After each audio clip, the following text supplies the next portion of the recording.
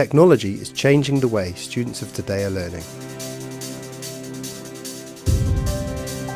Over the last 20 years, there have been significant developments resulting in more information and services available at our fingertips. Here at Plymouth, technology is playing an increasingly important part in teaching. Student ownership of sophisticated mobile technologies is now commonplace. Many use these technologies to aid their learning.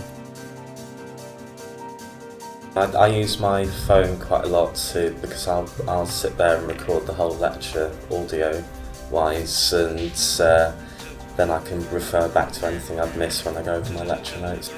The Mobile with Plymouth app came about as a response to the changing nature of higher education. Professor Neil Witt tells us more about its development. So in the middle of 2010, one of the university's senior managers asked us what our plans were to develop an iPhone app. First thing we really needed to do was to find out how many of our students had an iPhone. We surveyed about 2,000 of our students and ran some focus groups with them, and we found out that 17% of our students had an iPhone, but more importantly 63% of our students had a smartphone, and that showed us straight away that what we should be doing is developing a series of mobile services that students could consume on any device. So as part of our ongoing dialogue with students and getting feedback from them, we've been able to evidence their frustration with logging in multiple times to different university systems. And this feedback has really informed the university's digital strategy. And for the past year, we've been running quite a major single sign-on project that has the ambition of including all our university teaching and learning systems and associated resources, and to make them available to our students from our mobile app. One of our lecturers, he uses his iPad and he'll do the presentation through that. As he's going through it, he'll do the sound recording with it and he'll annotate it on his iPad and things like that. The benefit of this iPad recording though is that he puts it onto Moodle afterwards, so again it's then available to go back and look over. So the app gives the students direct access to our learning environment so they can see all their course content, and if they want to, they can download it to their own device. In addition to the content, they also can receive any alerts that the programme team have sent, so they're always kept up to date with any changes to the module or the curriculum or any room changes. Personalised information such as timetables can prove extremely useful. It's really useful when you just need to quickly check what room you're going to.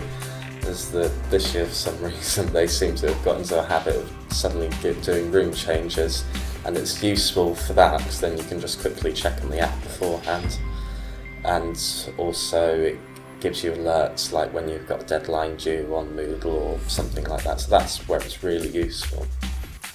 New for one of our lecturers this year is that he started making podcasts before the session, which means that in the actual session with the lecturer you can apply it. And I think that's where I certainly find most difficult. It's not learning it, it's applying it.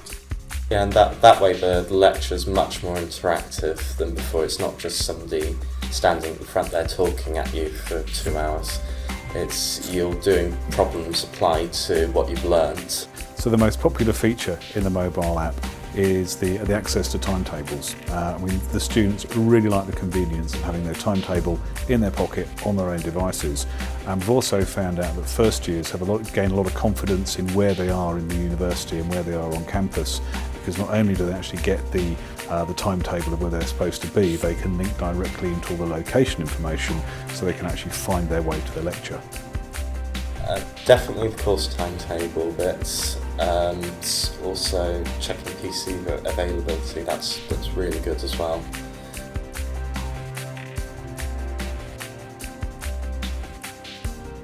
With the mobile app really becoming central to the way that a lot of our students are learning, as an institution we need to think about how we can make more information available to them. As we're seeing more and more programmes using online submission and online marking and online feedback, we want to make sure that the mobile app can be the place where the students can access all relevant data about their learning.